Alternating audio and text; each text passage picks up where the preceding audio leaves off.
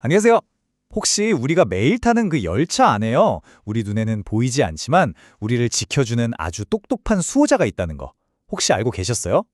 오늘은 바로 그 첨단 시스템의 비밀을 한번 싹 파헤쳐보려고 합니다. 네, 바로 이 질문이 오늘 이야기의 가장 중요한 핵심이에요. 한번 상상해 보세요.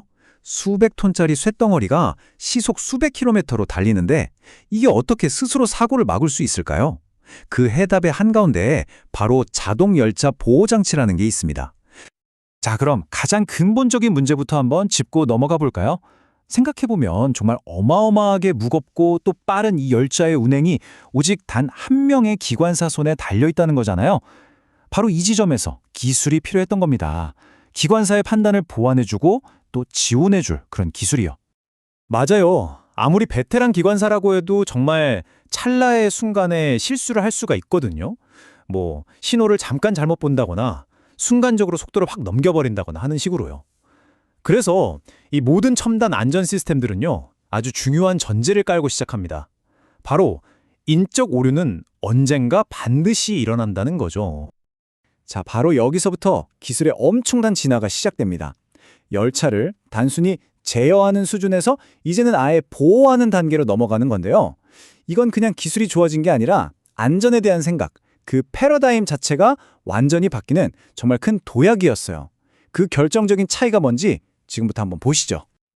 그 첫 번째 단계가 바로 ATC, 자동열차 제어 시스템입니다. 이름 그대로예요. 그냥 정해진 속도 명령을 아주 충실하게 따르는 거죠. 딱 자동차의 크루즈 컨트롤 기능, 그거 생각하시면 됩니다. 근데 결정적인 한계가 있었어요. 주어진 명령은 잘 따르는데 앞으로 어떤 위험이 닥칠지는 전혀 예측하지 못했다는 겁니다. 그리고 바로 다음 단계의 진화가 바로 이겁니다.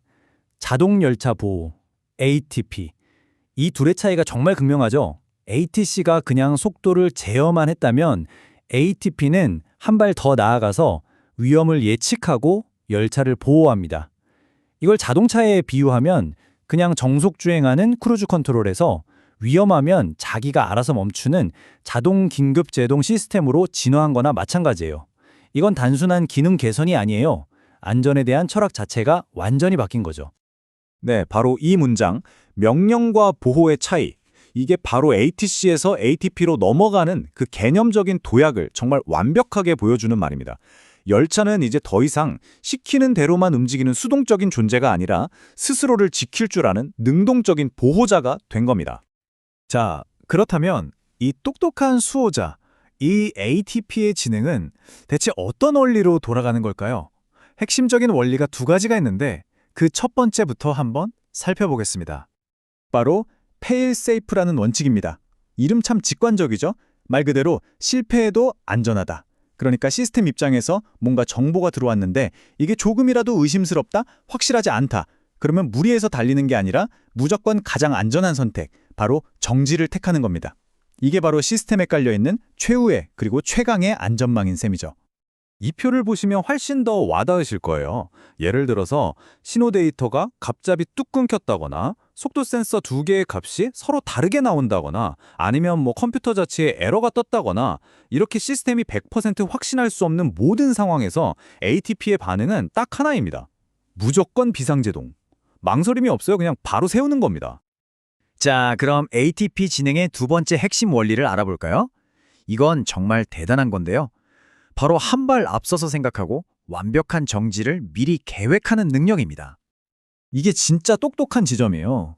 ATP는 그냥 지금 속도 제한이 얼마니까 이 속도로 달려야지 여기서 끝나지가 않아요. 그게 아니라 저기 앞에 있는 정지 신호까지 안전하게 서려면 물리적으로 어떤 식으로 속도를 줄여나가야 할지 그 이상적인 감속 패턴, 이걸 제동 곡선이라고 부르는데요. 이걸 실시간으로 계속 계산하고 예측하는 겁니다. 그러니까 수동적으로 반응만 하는 게 아니라 아주 능동적으로 미래를 계획하는 거죠. 그 과정을 보면 이렇습니다.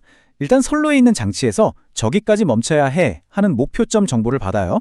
그럼 열차 컴퓨터가 그 목표점까지 완벽하게 멈출 수 있는 이상적인 감속 그래프, 즉 제동 곡선을 머릿속으로 쫙 그려냅니다.